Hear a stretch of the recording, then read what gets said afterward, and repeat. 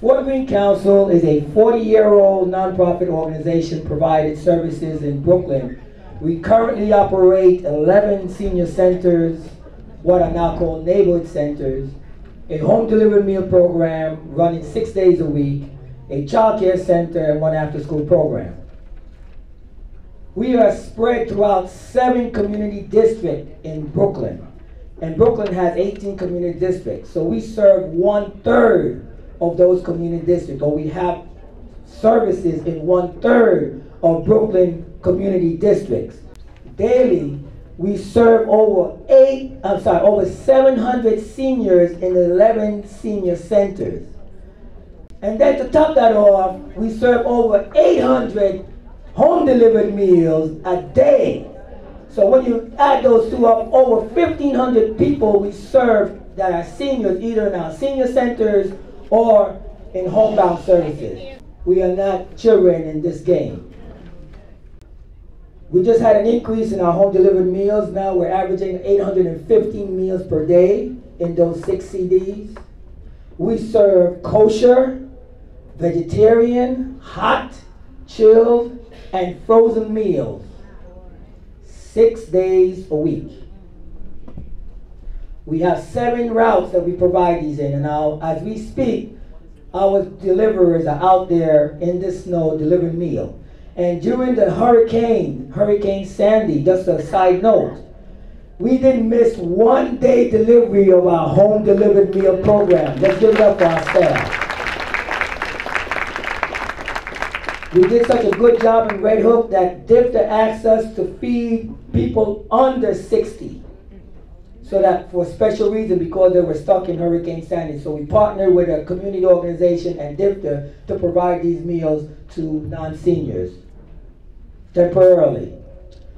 In our Young Minds Child Care, we've been around for 34 years doing children's services.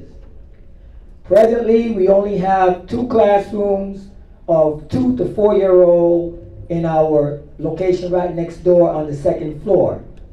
We are a licensed DOH operation. We don't run no mom and pop stuff. Okay, this is legit, as they say.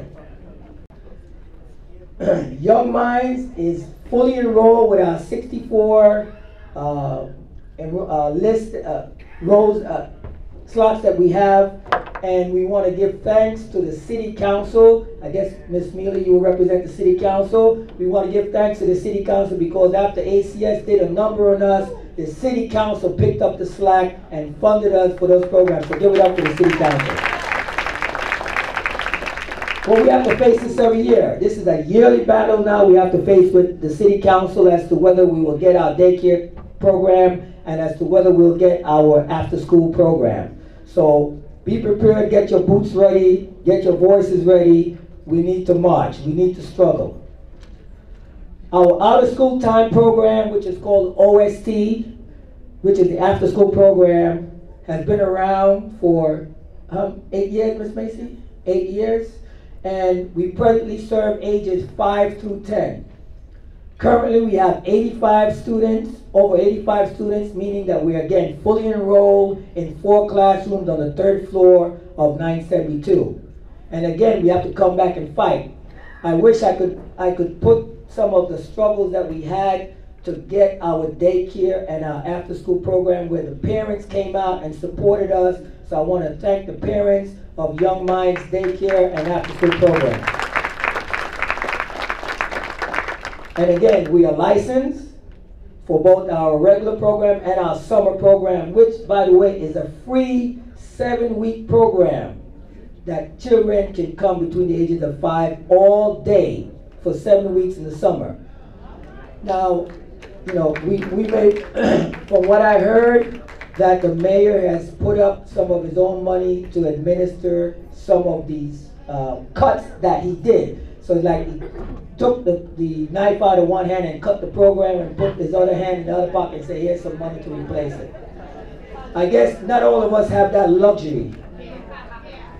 Lastly, in our program, we have Jazz 966, which has been around for 20 years, doing live music and home cooking and dancing. Right here. This is the stage, folks. Tonight, this is going to be the stage. You can see the lights already, right? And sometimes we have to flick the lights to tell the seniors to go home. So what is the value of a nonprofit organization? You know, we talk about the services, but what is their value? In 2010, nonprofits contributed products and services that added $779 billion to the nation's gross domestic product. That's larger than at least 40 countries in the world. So when you talk about a nonprofit organization, no matter what your size, doing services to your community, it's not only that service, but it's a valuable service to that community. And we need to recognize that and value that. Between 2001 and 2011, the number of nonprofits have increased by 25%. And guess what?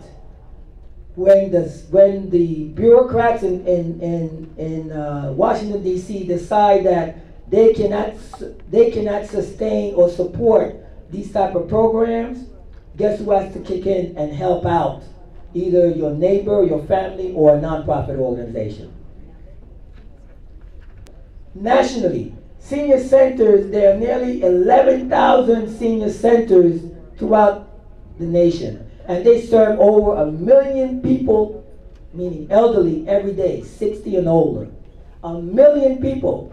And when you think about that number, if we thought that 1 million people, let's say half of that, marched on Washington and demanded that our elected official have the courage to stand up and do the right thing, you know what would happen. And one of the reasons that Dr. King was moving in that direction, to organize people with the Poor People's March, you remember that? Okay? And you know what happened to him. Senior centers also serve as a gateway to the nation's aging network. They connect older adults to vital services in the community as well as in other places. The participants of a senior center typically are Caucasian and have an average age of 75. We would like to get some more data so that I could, my next presentation, give you what the average Fort Greene senior is like. So we're moving in that direction. The next slide, 2 slides down. Characteristic of the non-participant. You know, so we talk about the people. We talk about the people who are in the centers. What about those seniors who are not in the centers, who may not even know of the service or don't think the service is for them? That's the next frontier, folks. That is the next frontier. If you and me and all of us don't put our heads together, put our feet together, put our hands together, and work at this to make sure that the services that we have here continue by bringing in new people, guess what? The old Bloomberg trick is going to happen. He's going to cut you, as they say. He's going to cut you. Okay? So that's the deal that we're in. That numbers game is important, but it's also important because we're doing more than just numbers. We do a service here that is vital to people's lives. It's vital to families' lives. And that's why we're doing this. The other reason that we're doing this is to make sure that people who come behind us have a service that they can participate in, have a center that they can go to. And as you see some of the things that are happening in the centers, they're great. Every day that we can get a new person coming into that center is valuable, because that means one more foot soldier has joined and received some benefit. You've earned it, folks. You have all earned this service. Okay? I know when I turned 60, I was so happy. I was like, I made it. You know the condition of black men in America. So when I turned 60, I said, I'm getting all my benefits. Okay? Between 2010 and 2012, Fort Wayne Council was able to increase its lunches by 12%, its breakfast by 11%, its transportation by 24%, health promotion and education by 14%. But that's not enough.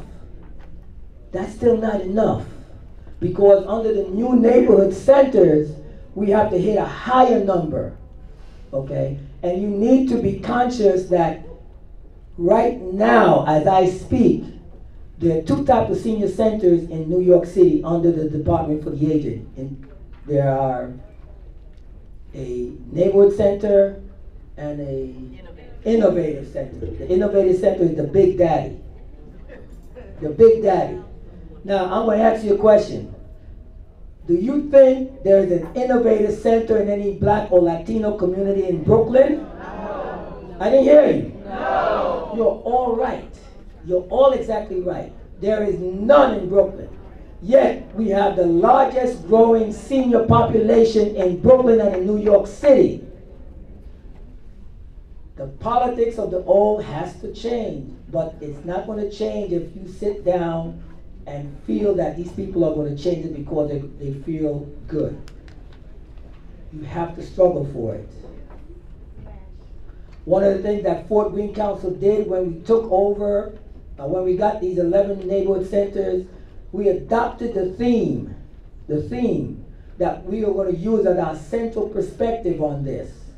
It's called Ujima, collective work and responsibility. Because we believe that only collectively we can succeed, but that everybody has a responsibility. So the two things go together. You can't say we're going to work collectively and people say, okay, show up for a rally and you don't show up for a rally, right? That's your responsibility. So we talk about collective work and responsibility up and down the line in our organization.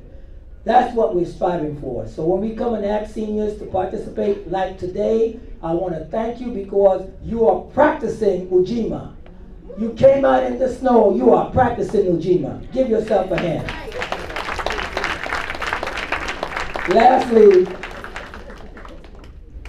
Lastly, the summary of major services that we do, just to give you a quick glimpse.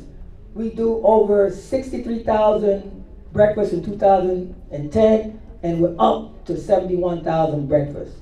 We did 196 in lunches in 2010, now we're up to 223, and we're going higher, folks. We're not stopping at the 2012 level.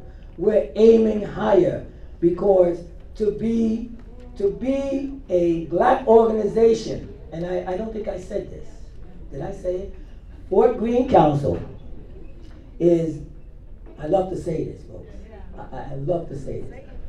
Fort Greene Council is the largest Black organization doing senior services, senior centers in New York State. Not New York City, New York State. So when we talk about Fort Greene Council, we're not talking about mediocrity. We're not aiming for mediocrity. We're aiming for excellence. And we're doing that through collective work and responsibility. And if you're not with it, you're going to miss the boat.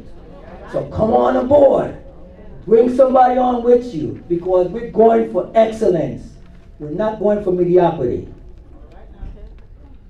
The last piece I want to say is our funding.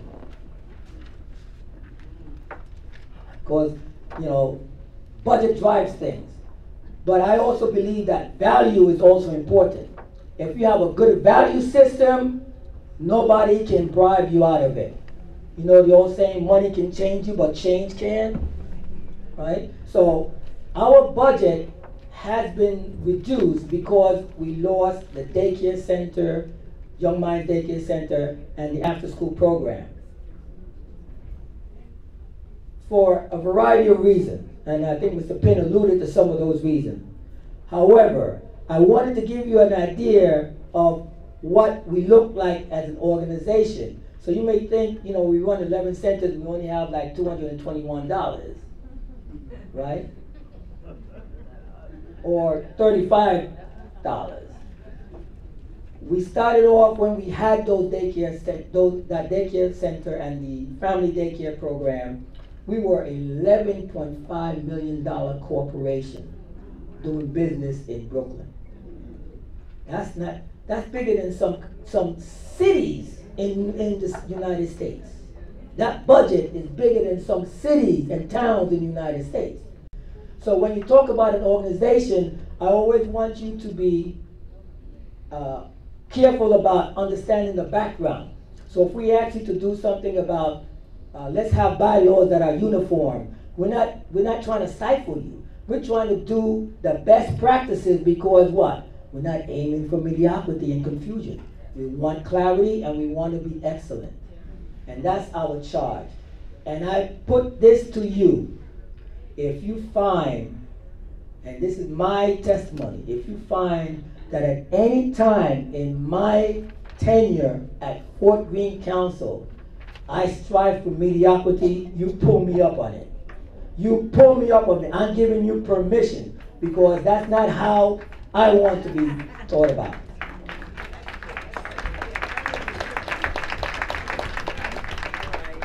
All right, so the last thing I want to say is that we are moving forward on the Ujima principle. We have challenges ahead of us, and we have a long list of 16 pages of needs that we are articulating to our elected officials to have them help us put that through. So when we come to you and talk to you about these needs, we need your support. Once again, Ujima, collective working responsibility, that's the call of the day. Thank you very much. Go to the last slide.